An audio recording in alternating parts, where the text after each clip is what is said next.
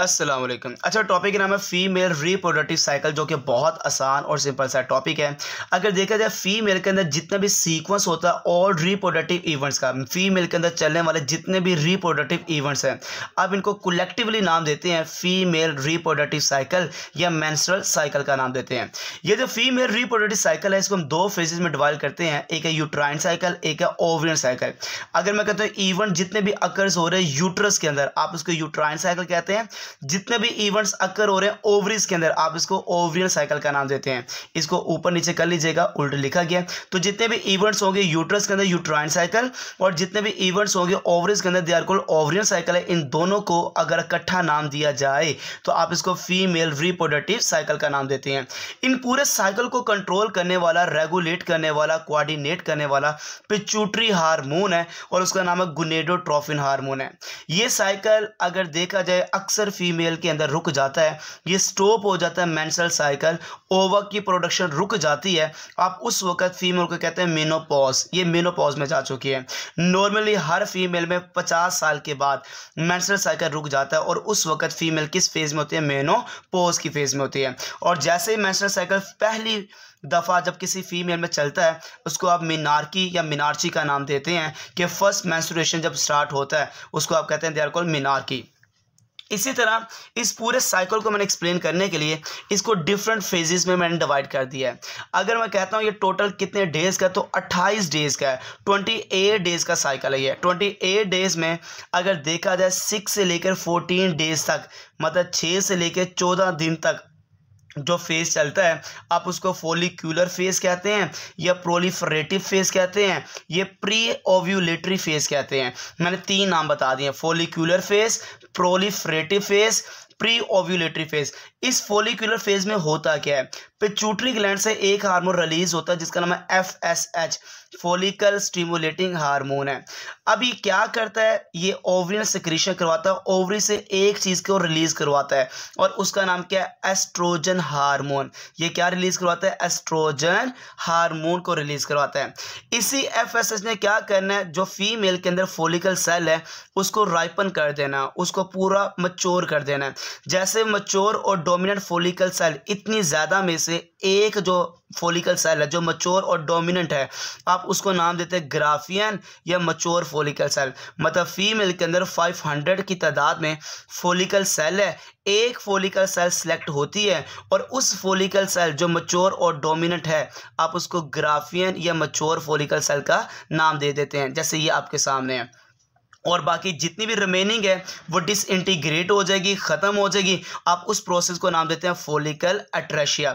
ये जो काम बताएं 3 काम, ये किसने किए बेटा? FSH ने, फॉलिकल स्टिमुलेटिंग हार्मोन ने किए। अब इसी से एक और भी हार्मोन रिलीज हुआ था, एस्ट्रोजन। ये क्या करता है? ठीक करता है, वास्कुलराइज करता है एंडोमेट्रियम को और एक ऐसा चैनल बनाता है जो इसकी मदद से फैसिलिटेट होता है passage of sperm into the uterus. अब यहाँ पर देखा जाए इस एस्ट्रोजन का मैंने 1-2 रोल बता दिए, आगे इसका रोल क्या है देखो। सबसे मेन बात बताने लगा हूँ, एस्ट्रोजन फीडबैक इफेक्ट करता है। मतलब कि एस्ट्रोजन क्या काम करेगा? हाइपोथैलेमस को सिग्नल देगा कि पिट्यूटरी ग्लैंड से डिक्रीज करना शुरू कर दो प्रोडक्शन को, FSH। यही हार्मोन इसकी सिक्रीशन को रोक देगा और यही हार्मोन जाके इंक्रीज करेगा सिक्रीशन को, जिसका नाम है ल्यूटिनाइजिंग हार्मोन, जिसको LH का नाम दिया जाता है। मतलब एस्ट्रोजन इसको रोकता है और इसको रिलीज करवाता है और ये जो रिलीज होता है ये 14 डेज में होता है। मतलब 14वां जो दिन है ना, 14 डे, उस वक्त ये होता है। और इसको रोकना, इसको रिलीज करवाना, इससे एक प्रोसेस होगा जिसका नाम क्या बेटा? ओव्यूलेशन है। अब ओव्यूलेशन क्या है? ये जो LH हार्मोन है ना, एस्ट्रोजन का रोल खत्म हो गया, FSH का रोल खत्म होगा। LH का रोल क्या होता है? ये जो ग्राफियन फॉलिकल सेल है इसमें एग मौजूद है, इस एग को इस फॉलिकल सेल से बाहर रिलीज करवाना, दिस इज कॉल्ड ओव्यूलेशन है। और करवाने वाला कौन है बेटा? LH है। इस पूरे टाइम पीरियड को इसको निकलवाने के लिए सिर्फ 5 मिनट लगते हैं। जो ओसाइट है वो इजेक्ट होगा, निकल जाएगा राइपन फॉलिकल सेल से। आप इसको ओव्यूलेशन का प्रोसेस नाम देते हैं और यही LH कन्वर्ट कर देगा इस फोलिकल सेल को येलोइश ग्लैंडुलर मैस के अंदर, जिसको कॉर्पस ल्यूटिनम का नाम देते हैं। तो कॉर्पस ल्यूटिनम कब बनता है? यही LH इसी ग्राफियन फोलिकल सेल को थिक या येलो ग्लैंडुलर मास में चेंज करेगा, जिसको कॉर्पस ल्यूटियम का नाम देंगे, और इसके अंदर से किसको निकलवाएगा? ओवा को। और इस प्रोसेस को क्या नाम देते हैं बेटा? ओव्यूलेशन है। ये दो प्रोसेस करवाने वाला कौन सा हार्मोन है बेटा? LH है, जिसको ल्यूटिनाइजिंग हार्मोन का नाम देते हैं। चले भाई अब आगे देखते हैं आगे क्या हुआ। क्या वही जो आपके सामने फोलिकल सेल था वो क्या बन गया? कॉर्पस ल्यूटिनम। ये कॉर्पस ल्यूटिनम जो कि येलो कलर का कॉर्पस ल्यूटिनम है, आगे 15 से 28 डेट तक, मतलब 15 से 14 दिन तो ओव्यूलेशन का था ना, आगे 15 से लेकर 28 तक कॉर्पस ल्यूटिनम ने सारा प्रोसेस अदा करना है। ये जो कॉर्पस ल्यूटिनम है जो कि येलोइश कलर का ग्लैंडुलर स्ट्रक्चर है, ये प्रोजेस्टेरोन हार्मोन को रिलीज करवाता है, जो एंडोमेट्रियम फीमेल की यूट्रस की सबसे अंदर वाली दीवार को डेवलप करता है, प्लेजेंटा को डेवलप करता है, और इवन ये आगे पूरी बच्चे की जो इम्प्लानेशन है, जो जाइगोट को अपने साथ लगाना, पूरी डेवलपमेंट करवाना, ये इम्प्लानेशन करवाने वाला कौन है बेटा? प्रोजेस्टेरोन है।